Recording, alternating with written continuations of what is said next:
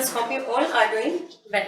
See, previously આપણે તમારા principles of marketing ની અંદર unit number 4 માં discuss કરતા હતા about the green marketing's example, or we have discussed about the companies that actually have done something towards green marketing or towards a sustainable environment, fine, or towards sustainable products. So now we are focusing over to these units second part. બરાબર, આપણે આખા યુનિટનું નામ છે particularly green marketing as well as analysis or study of competitors. હવે આપણે competitorsના study ઉપર focus કરીએ છીએ, જ્યાં આપણે કોમ્પિટિશનના અલગ અલગ ટાઈપ્સ સ્ટડી કરશું. How actually company strategize its competition. તમે એક વસ્તુ તમે ક્યારેક માર્ક કરેલી હશે કે તમે જ્યારે કોઈ બજારની અંદર જાઓ છો તો દરેક લોકો એક જ જેવી વસ્તુ સાથે ડીલ કરે છે. Steel their individual presence over market or their individual presence in the market is strong. Fine. તમે ક્યારેક કોઈ બજારમાં જાઓ, બરાબર છે, સે ફોર એક્ઝામ્પલ ગુંદાવણીમાં જાઓ છો તો એક સાથે કેટલી બધી કપડાની દુકાન છે, એ લોકો સેમ પ્રોડક્ટ સિમિલર પ્રોડક્ટ સાથે ડીલ કરે છે. સ્ટીલ બધાનું પોતપોતાનું માર્કેટની અંદર શેર છે. How is this possible? કેવી રીતે લોકો એક જ માર્કેટની અંદર પોતાનો પ્રોફિટ કવર કરી લે છે, એને રિલેટેડ સ્ટડી આપણે આ પાર્ટની અંદર કરવાનું છે. બરાબર, જ્યાં તમે અલગ અલગ કોમ્પિટિશન જે છે એના અટેક્સ જોશો કે એક કંપની બીજી કંપની ઉપર કેવી રીતે કોમ્પિટિટિવ અટેક કરે છે. બરાબર, અત્યાર સુધી તો આપણે એડવાન્ટેજ જોતા હતા કે કોમ્પિટિટિવ એડવાન્ટેજ કંપની લેતી હોય, એકબીજાની સાથે કમ્પીટ કરીને. અહીંયા એકબીજા સાથે કમ્પીટ નથી કરતા, અટેક કરે છે. એટલે કે એ લોકો મારી ક્વોલિટી પર કરે, હું એની ક્વોલિટી પર કરું. એ લોકો મારી સ્ટ્રેન્થ પર કરે, હું એની સ્ટ્રેન્થ પર કરું. એ લોકો મારી વીકનેસ ઉપર અટેક કરે, હું એની વીકનેસ પર અટેક કરું. રાઈટ? સો જોઈએ ફર્સ્ટ એનાલાઇઝિંગ કોમ્પિટિશન. એ જ વસ્તુ સ્ટડી કરવાની છે જે ઓલરેડી આપણે એક વખત ભણી ગયેલા છે, અને એ છે પોર્ટર્સ 5 ફોર્સ મોડેલ. બરાબર, સેગમેન્ટ રાઇવલરી કે પછી ન્યૂ એન્ટ્રન્સની થ્રેટ, બરાબર, સબસ્ટિટ્યુટનો બાર્ગેનિંગ પાવર, કોમ્પિટિટર્સનો બાર્ગેનિંગ પાવર, સપ્લાયરનો બાર્ગેનિંગ પાવર અને કન્ઝ્યુમર્સનો બાર્ગેનિંગ. પણ દરેક વસ્તુને અલગ વેથી આપણે સ્ટડી કરશું. ત્યારે આપણે જે જોતા એ વસ્તુ કંપનીને અફેક્ટ કરતી એના કેસમાં જોતા.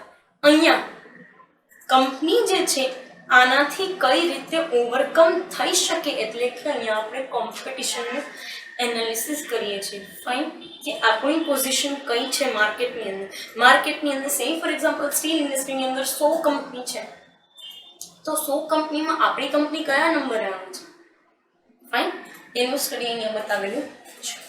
There is a tough competition prevailing in market condition and in all the segments. Marketers should not be reactive but has to be proactive in facing competition. બરાબર, દરેક માર્કેટની અંદર એક ટફ કોમ્પિટિશન હોય જ. માર્કેટની અંદર 5 જણા એવા હોય જ કે જે માર્કેટના એમ કહેવાય ને કે ખાં છે. બરાબર, જે માર્કેટનો સૌથી વધારે હિસ્સો કવર કરતા હોય. પછી આવે મીડિયમવાળા, જે માર્કેટની અંદરથી પ્રોફિટે લેતા હોય, સમયાંતરે નુકસાને ખાતા હોય. પછી આવે સૌથી છેલ્લી જે છે કેટેગરીની અંદર કે જે લોકો ઉપરની 2 કેટેગરીથી માત ખાતા હોય. બરાબર, સો દરેક જગ્યાએ ટફ કોમ્પિટિશન છે. એમાં બી તમે જે ઇન્ડસ્ટ્રીની અંદર વર્કઆઉટ કરતા હોય અને જે ઇન્ડસ્ટ્રીમાં તમારી મોનોપોલી નથી પણ તમારા જેવી ઘણી બધી કંપની છે અને એ સેમ પ્રોડક્ટની અંદર ડીલ કરે છે જેમાં તમે ડીલ કરો છો, તો yes there is tough competition, જેને આપણે કટ થ્રોટ કોમ્પિટિશન કહીએ છીએ. ગળા કાપ હરીફાઈ. બરાબર, ખરેખર ગળા કાપવાની વાત નથી હોતી, પણ હા, તમારો પ્રોફિટ કાપવાની વાત જરૂર છે. બરાબર, એમાં એ લોકો એવું કહે છે કે આ કેસની અંદર માર્કેટ, જે વ્યક્તિ પોતાની પ્રોડક્ટનું માર્કેટિંગ કરે છે એ રિએક્ટિવ નહીં પણ પ્રોએક્ટિવ હોવું જોઈએ. એટલે કેવું, સિમ્પલી મારો કોમ્પિટિટર એની પ્રાઇસમાં ચેન્જ કરે છે તો હું પ્રાઇસમાં જ ચેન્જ કરી નાખું, આ રિએક્ટિવ છે. And it is a wrong strategy. પણ મારે પ્રોએક્ટિવ બનવું જોઈએ.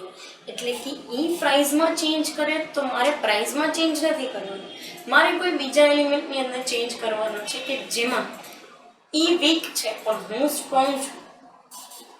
Fine, that's how proactive competition works.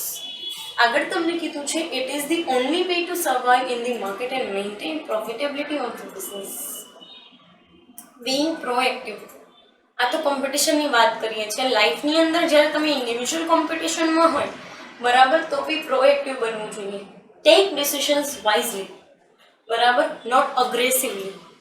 Aggressive એટલે હું તમને એવું નથી કહેતી કે તમે ગુસ્સામાં ડિસિઝન લ્યો છો, બટ અગ્રેસિવલી એટલે કોઈ કંઈક કરે છે ને એના રિએક્શન તરીકે, એને રિએક્શન આપવા તરીકે તમે ડિસિઝન લ્યો છો ઇન્સ્ટેડ ઓફ બી પ્રોએક્ટિવ. ઈ કરે તો એવું ના કરવાનું, પણ ઈ શું કરે છે એને જોવું જરૂરી છે અને એના ઉપરથી રેશનલ ડિસિઝન લેવું. ફાઇન, અને આવી જ રીતે તમે બિઝનેસની અંદર પ્રોફિટેબિલિટી મેન્ટેન કરી શકશો. કારણ કે તમારા જેવા તો લાખો કંપની છે દુનિયાની અંદર. આ તો હું એક ઇન્ડસ્ટ્રીની 100 કંપનીની વાત કરું છું, પણ જો વર્લ્ડની એક ઇન્ડસ્ટ્રી લઈએ ને એની અંદર લાખો કંપની હતી, બરાબર. અને એ દરેક લોકો એકબીજા સાથે કોમ્પિટિશનમાં છે એવું જ માનીને લોકો ચાલતા હોય. ફાઇન, આગળ તમને કીધું છે in the beginning we will understood competition by forces, which is 5 force model, and then jump to the process of analyzing competition, which also includes all the competitive strategies of market leader, market challenger, market follower and market niches. બરાબર, દરેક કેટેગરીના competitor અલગ અલગ હોય. Market leader એટલે મેં તમને કીધું જે 4-5 જણા માર્કેટ જે છે ને કવર કરતા હોય, માર્કેટમાં ખા કહેવાય છે એ લોકો.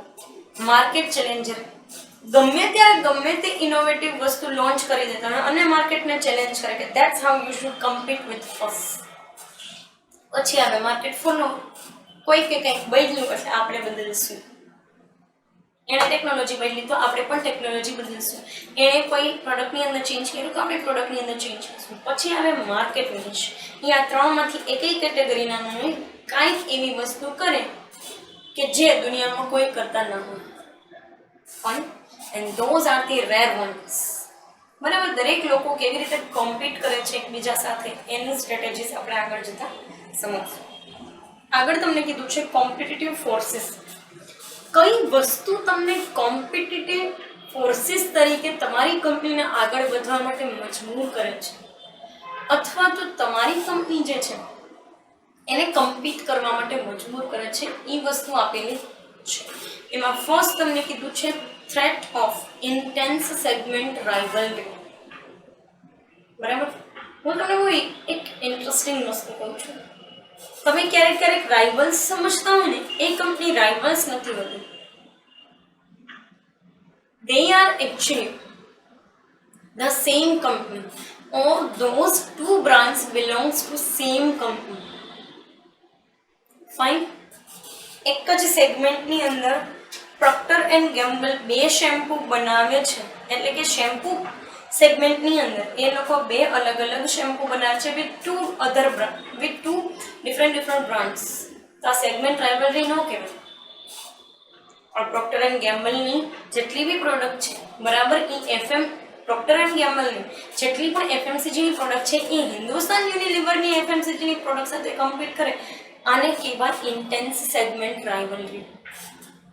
And mark my words, you and me can't differentiate these products. આપણે લોકો એ પ્રોડક્ટને ડિફરન્શિએટ નથી કરી શકતા. And that's the fact. As a consumer we can't differentiate these things, but as a marketer we should and we have to. Fine, so segment rivalry જે છે એ કેટલી ઇન્ટેન્સ છે અને એના થ્રુ તમે કેવો બેનિફિટ લઈ શકો છો. હાલાકી સેગમેન્ટ રાઇવલરીની જ્યાં સુધી વાત છે ને, they are the copycats. એક કરે એટલે બીજા લોકો એવું કરે જ. બરાબર, લીંબુ ચંદનની પ્રોડક્ટ ટાઈડ વાળા કાઢે એટલે પછી આ એરિયલ વાળા એ સાથે સાથે કાઢે જ, નક્કી જ હોય. બરાબર, so segment rivalry is a kind of thing that actually creates certain differentiations in the market. બરાબર. હા, આપણે રેકગ્નાઇઝ નથી કરી શકતા, એ અલગ વસ્તુ છે, પણ હા એ લોકો એવું માની ચાલે છે કે અમે અલગ અલગ જે છે પ્રોડક્ટ બનાવેલી છે. અને આમાં ખરેખર કંપની લોકો price war, quality war, quantity war, advertising war, promotion war, distribution war, places war દરેકની અંદર ઇન્વોલ્વ હોય જ છે. બરાબર. બહુ જે છે સ્ટ્રોંગ કોમ્પિટિશન છે આ સેગમેન્ટ રાઇવલરી. ફાઇન. આગળ જે છે તમને સેકન્ડ કીધું છે થ્રેટ ઓફ ન્યૂ એન્ટ્રન્સ. આ છે બહુ ખતરનાક વસ્તુ છે. જેટલી ઇઝી લાગે છે એટલી ઇઝી છે નહીં. કારણ કે જે લોકો નવા આવતા હોય ને એ લોકો પાસે ફ્રેશ જે છે એ નોલેજ હોય, એ લોકો પાસે ફ્રેશ ટેકનોલોજી છે, એ લોકો પાસે ફ્રેશ ઇનોવેશન છે કે ફ્રેશ ઇન્વેન્શન છે. ફાઇન. જોઈએ શું કે છે એનાલિસિસ ઓફ સેગમેન્ટ. બરાબર. બેરિયર્સની અંદર એન્ટ્રી જે છે એ હાઈ, એક્ઝિટ પણ હાઈ. આમાં જુઓ શું કહે છે તમને, high profit potential but it also ઇન્વોલ્વ્સ high risk because unprofitable firms find difficulties in leaving the segment and they remain in tough competition which is oil refineries segment.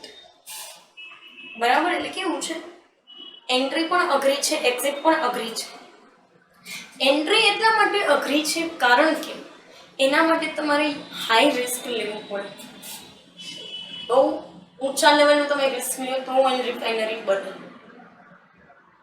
અને બીજી વસ્તુ કે એની એક્ઝિટ પણ હાઈ છે કારણ કે એક વખત 50 કરોડના રિસોર્સિસ નાખ્યા પછી મને એ કંપની બંધ કરવી પોસાશે નહીં. સીધી વસ્તુ છે. આ તમે તમારી જિંદગીના 50 કરોડ રૂપિયા એક કંપનીની અંદર નાખ્યા હોય, બરાબર, અને એ કંપની તમારે બંધ કરવી પડે તો શું તમે બંધ કરવા માટે કન્વિન્સ હોય? નો. વી આરન્ટ એકચ્યુઅલી. ખરેખર આપણે એ વસ્તુ માટે કન્વિન્સ્ડ જ નથી. Fine.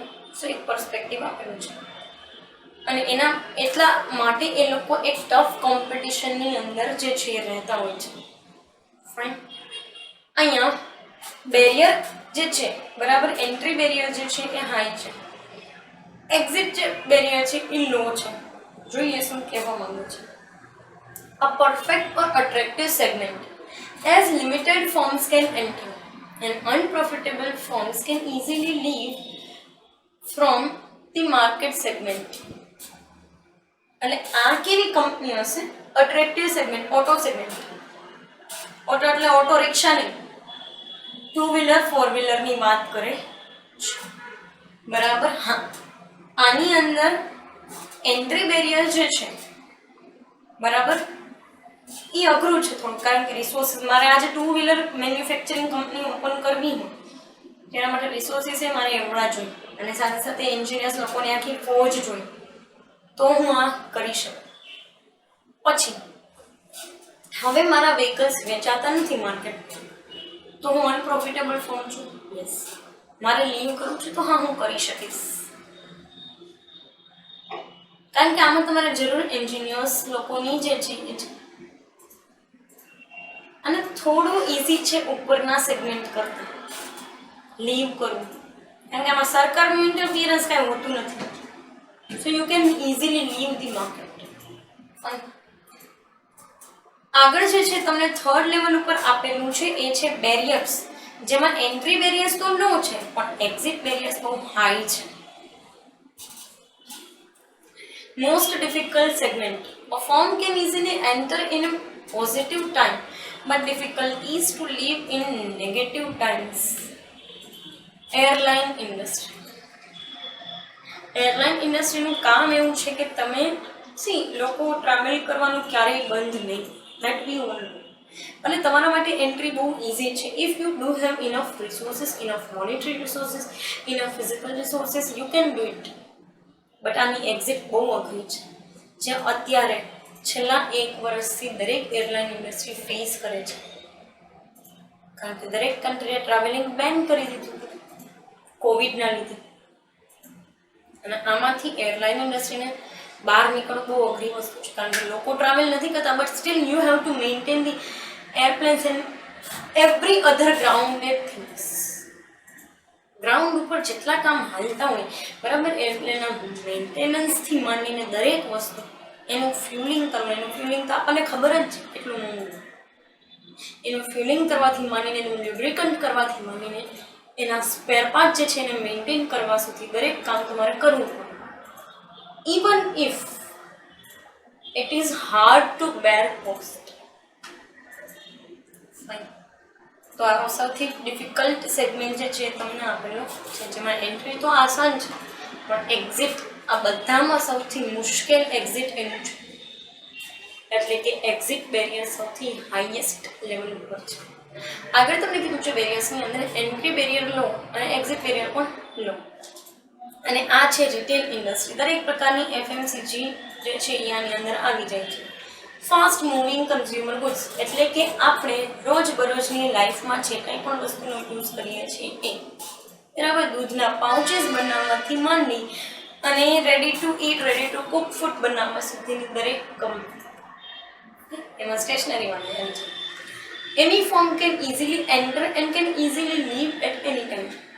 So there is no high profitable opportunity and return is generally low and remain stable. Of course જેટલા એન્ટ્રી એક્ઝિટ બેરિયર ઓછા છે એટલો સામે પ્રોફિટ પણ ઓછો હશે, બરાબર. અને એ તમે જાણો જ છો કે રિટેલ ઇન્ડસ્ટ્રીની અંદર પ્રોફિટનો ગાળો બહુ ઓછો હોય. If you are connected with the things, તમે એ વસ્તુ સાથે કનેક્ટેડ હોય તો તમને ખબર જ છે કે રિટેલ ઇન્ડસ્ટ્રીની અંદર પ્રોફિટનો ગાળો ક્યારેય બહુ વધારે હોતો નથી. Fine. So these are the threats of new entrance. Coming સેશનની અંદર આપણે રિમેઇનિંગ જે પાર્ટ બાકી છે કે threat of substitute, threat of suppliers bargaining power, threat of buyers or customers bargaining, એ આપણે કમિંગ સેશનની અંદર ડિસ્કસ કરશું. પર્ટિક્યુલર આ સેશન માટે અહીંયા સુધી રાખીએ. Thank you so much.